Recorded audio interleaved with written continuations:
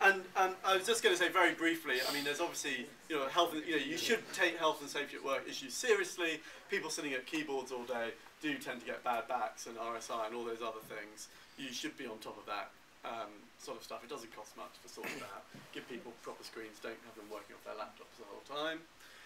So is that just true for employees? Because with a lot of startups like mine, that you don't have offices and people work from home and they just... So how do you...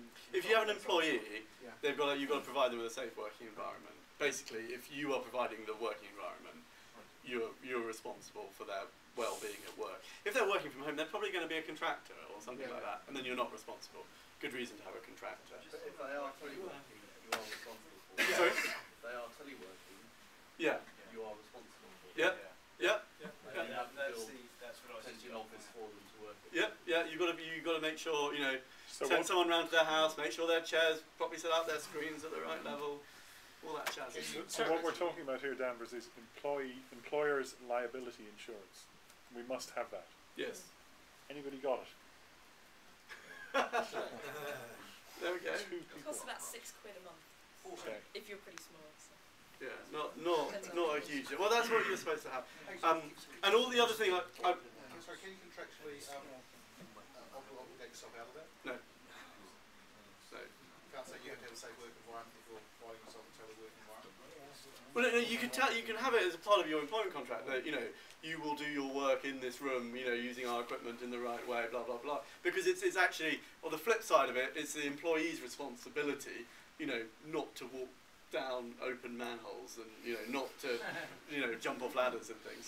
So there is a reverse duty of an employee to sort of behave intelligently and responsibly. Not intelligently, that would be too much, but responsibly at least. Not to spill hot chip fat on them when they go to make a snack in the kitchen at lunchtime. Right.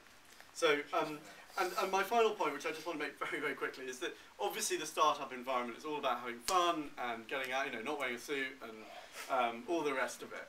But just bear in mind, we do have laws about, harassment, all types, and, just make sure that office banter doesn't get out of hand and you end up with a sort of big fat suit, claiming sexual harassment or something else, that you've been bullying or being nasty to somebody.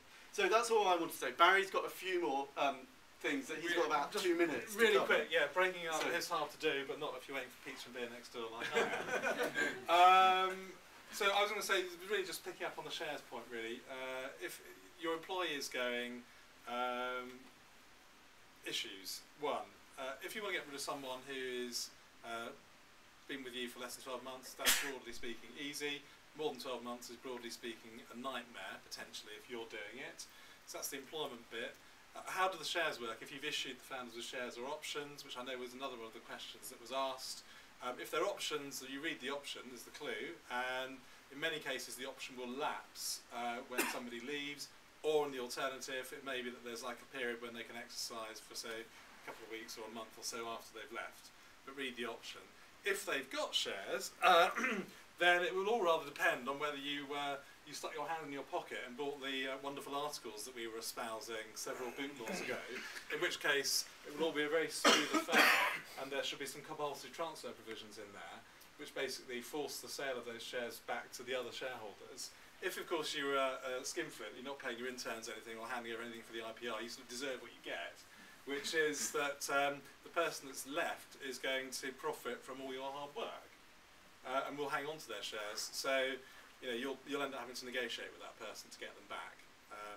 So that's it. I'm not going to hold on for any longer. I think we've actually done loads of questions. You can nobble us next door while we're having a beer and a bit of pizza. But I would say thanks very much.